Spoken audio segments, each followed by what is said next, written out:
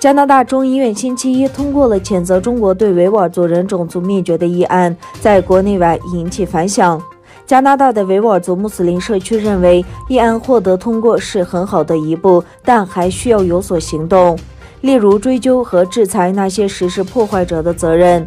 加拿大的维吾尔人有很多亲人在东突厥散受到破坏。安大略省伦敦市的维吾尔族居民安尼瓦尔·阿波杜拉曼说，加拿大议会的决议会给中国政府一些压力，我想至少这是向前迈出的一步。但他也同时对总理和内阁成员弃权感到失望。他补充说，他希望加拿大能采取行动制止种族灭绝，而不只是辩论是否应将其视为种族灭绝。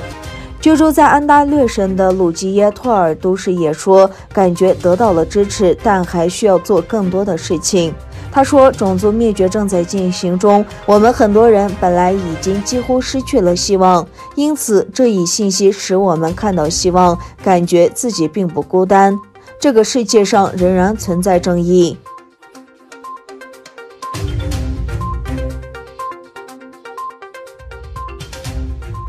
去年年底，一群维吾尔人在中国驻伊斯坦布尔领事馆前开始了以家人在哪里为题的和平抗议示威。目前该活动已扩展到欧美、日本和澳大利亚等地区。在德国、日本和澳大利亚，维吾尔人聚集在中国领事馆前举行了家人在哪里示威。维吾尔人要求中国当局提供有关东突厥散家庭成员的信息。海外维吾尔人多年无法与东突厥散的家庭联系。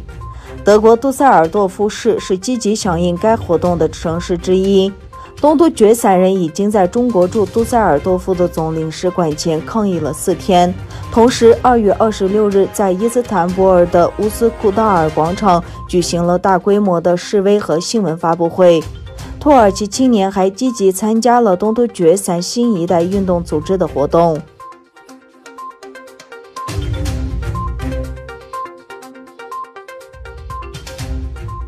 波罗的海国家立陶宛议会正在酝酿一项决议案，以谴责北京在东突厥散侵犯人权的行为。中国在东欧和波罗的海地区大力推动一路带一路外交之际，中共威胁以及人权问题、维吾尔、西藏、台湾、香港等议题也越来越引起这一地区国家的关注。美国国务院宣布中国对维吾尔人进行种族灭绝和反人类罪以后，已有加拿大和荷兰议会通过决议认定中国的种族灭绝。据美国之音报道，立陶宛议会计划在3月10日春季会议开始之前，准备好一项谴责中国在东突厥散的侵犯人权的决议草案。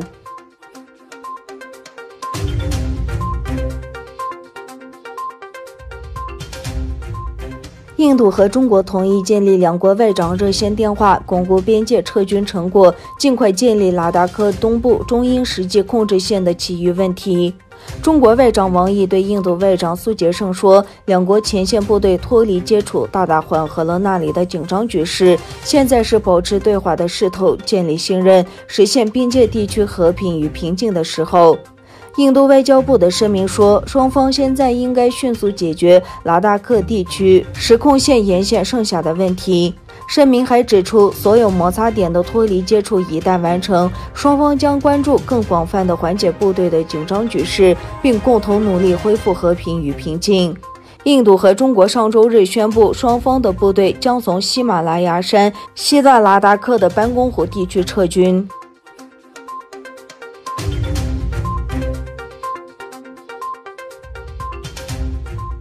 美国周五公布一份解密报告，指沙特王储穆罕默德·本·萨勒曼批准了俘获或杀害记者卡舒吉的行动。美国国家情报总监办公室周五发布一份解密的评估报告，显示沙特王储穆罕默德·本·萨勒曼批准了2018年10月俘获或杀害华盛顿邮报异议记者卡舒吉的行动。报告评估认为，萨勒曼批准了在土耳其伊斯坦布尔捉拿或杀害卡舒吉的行动。国家情报总监在这份4页的报告中称，沙特王储将卡舒吉视为威胁沙特王室的人，并支持必要的话采取暴力手段让其保持沉默。联合国法外处决问题特别报告员呼吁美国针对沙特王储穆罕默德·本·萨勒曼实施制裁。